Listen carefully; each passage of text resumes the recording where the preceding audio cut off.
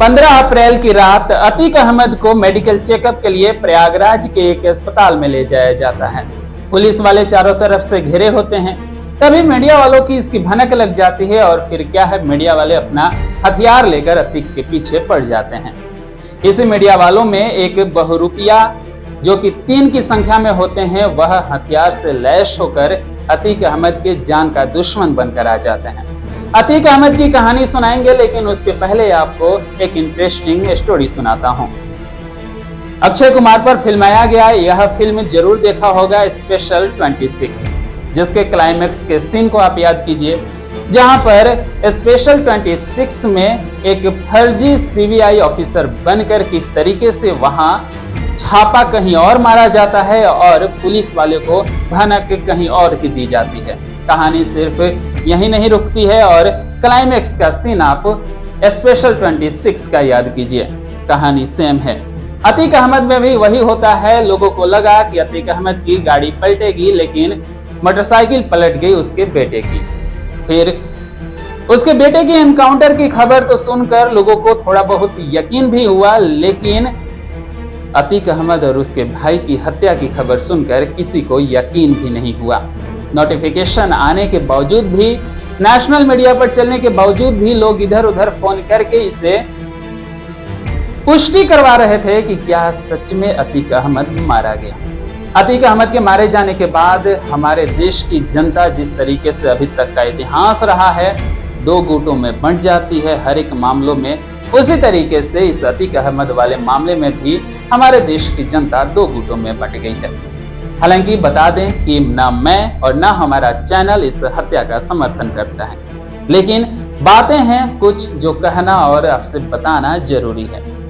बता दें कि अतीक अहमद के गुनाहों की सजा मिली है, बस इतना ही कहेंगे। एक पक्ष यह कह रहा है, लेकिन दूसरा पक्ष यह भी कह रहा है कि अगर हत्या ही करके और एनकाउंटर ही करके लोगों को सजा दे देनी है तो क्या जरूरत है हमारे देश में न्यायालय की। लेकिन आपको बता देते हैं उसके पहले अतीक अहमद की कुछ कहानी को लेकर। अतीक अहमद पढ़ाई में बिल्कुल कमजोर था और पढ़ाई में कमजोर होने के कारण वह 10वीं की परीक्षा में फेल हो जाता है। उसके बाद से वह उठा लेता है हथियार। अपराध की दुनिया में वह अपना कदम बढ़ाता है और अपराध की दुनिया में वह आगे बढ़ता ही जाता है। वह पहली बार जेल जाता है और जेल से जब वो वापस आता है तो सीधे वह विधानसभा का चुनाव लड़ता है और उसका खौफ इतना होता है कि विधानसभा के चुनाव में वह विजयी हो जाता है। आपको बता दें कि प्रयागराज में उसका इतना खौफ था उसके खिलाफ कोई इलेक्शन में खड़ा होता था तो उसकी जान ले ली जाती थी। इसका जीता जागता उदाहरण था राजू पाल। बता दें कि जब सांसद बनकर संसद भवन में अतीक अहमद गया तो अपने खाली सीट पर अपने भाई अशरफ को खड़ा किया। हालांकि बता दें कि अशरफ वहां से चुनाव हार गया और वहां से राजू पाल ने विधायक का चुनाव जीत लिया।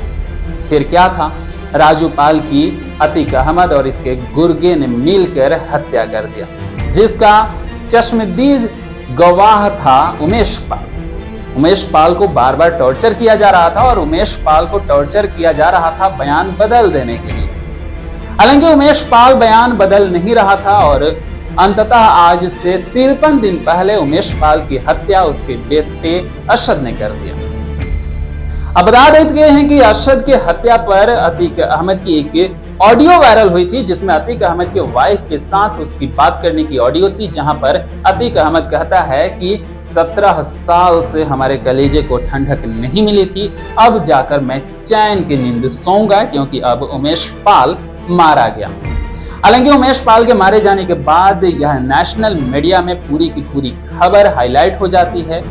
सवाल खड़े होने लगते हैं योगी सरकार पर। फिर क्या था योगी सरकार का वह भाषण जो कि वीडियो बड़ी तेजी से सोशल मीडिया पर वायरल हो रहा है, जहां पर योगी आदित्यनाथ यह कहते हुए नजर आ रहे हैं कि हम माफियाओं को मिट्टी में मिला देंगे। फिर क्या था, एक एक करके माफियाओं को मिट्टी में मिलाए जाने लगे।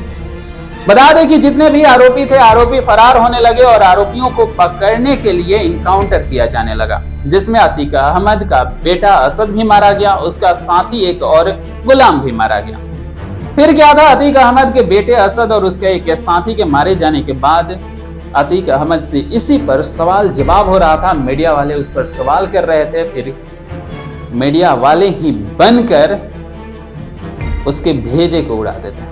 हालांकि बता दें कि उसने ही एक मीडिया वाले को इंटरव्यू देते हुए कहा था कि आप मीडिया वाले हैं तभी हमारी जान बची है, नहीं तो यूपी पुलिस हमारा कब का इनकाउंटर कर चुकी होती। लेकिन बता दें कि वही मीडिया वाले ने उसका जान ले लिया।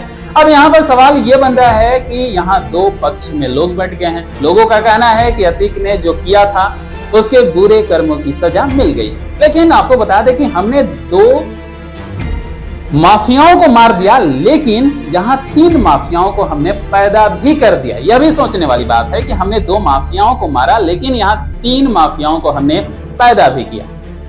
न्यायालय है, न्यायालय इस पर न्याय करता।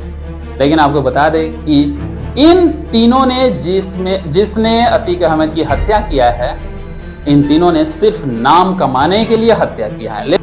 यहाँ भी सवाल खड़े होने लगे हैं कि अतीक अहमद की हत्या करने में जिस पिस्टल का इस्तेमाल किया गया है वह टर्की में बने हैं और उसकी कीमत लगभग 5 लाख से 8 लाख रुपया बताई जा रही है, जो कि इंडिया में पूरी तरीके से बैन है।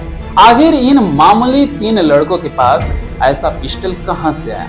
ढेर सारे सवाल हैं जिसके जवाब अभी आने बाकी हैं। बस यहाँ 2 गुटों में बटे हुए हैं लोगों का कहना है कि अतीक अहमद ने बुरा किया था, उसके बुरे कर्मों की सजा मिल गई। वहीं कुछ लोगों का कहना है कि अतीक अहमद को न्याय उसका न्यायालय देता, यानी कि जो उसके किए कर्मों की सजा थी वह न्यायालय देता। उसे ऐसे हम मार नहीं सकते थे। अगर इतने सुरक्षा घेरे में किसी की हत्या हो सकती है तो आम इंसान का क्या हो सकता है? खैर, आपका राय क्या है कमेंट बॉक्स में फटाफट लिखिए।